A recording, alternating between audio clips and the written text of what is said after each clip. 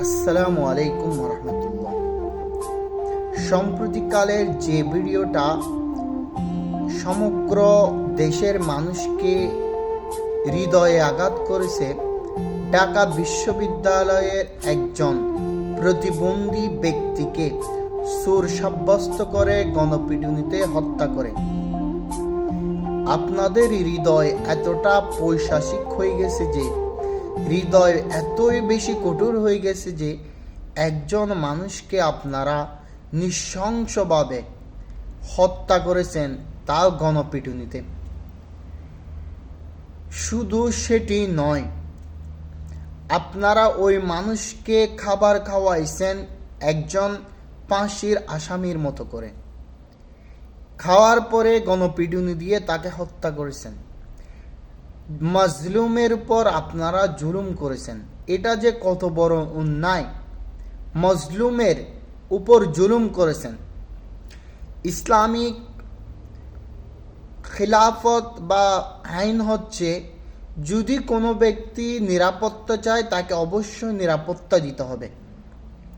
এটাই ইসলামিক আইন, এবং তার যে শাস্তি সেটা আইনের মাধ্যমে হবে এবং রাষ্ট্রই সেই শাস্তি বাস্তবায়ন করবে। আপনারা একজন মানুষ হয়ে একটা মানুষকে নৃশংসভাবে নেককারজনক গণহত্যা দিয়ে মেরে ফেলেছেন। রাসূল সাল্লাল্লাহু আলাইহি ওয়াসাল্লাম হাদিস শরীফের মধ্যে বলেছেন, লা ইয়ারহামুন নাস মাল লা ইয়ারহামুল্লাহ মাল্লা ইয়ারহামুন নাস। ওই ব্যক্তির উপর আল্লাহ তাআলা রহম করেন না যে ব্যক্তি অপর কোনো মানুষের উপর রহম করেন না। ঢাকা বিশ্ববিদ্যালয়ের মতো একটা শিক্ষা প্রতিষ্ঠান, দেশের সর্বোচ্চ শিক্ষা প্রতিষ্ঠানে গণহত্যা দিয়ে ফেসিবাদীদের মতো একজন মানুষকে মেরে ফেলা অত্যন্ত নেককারজনক ঘটনা। আপনারা যদিও আপনাদের মনে দুঃখ ছিল যে এরকম বিগত অপরাধের জন্য, আপনাদের আইনের প্রতি শ্রদ্ধাশীল হওয়া উচিত, রাষ্ট্রের প্রতি সম্মান হওয়া উচিত, মানুষের প্রতি ন্যায় বিচারক হওয়া উচিত।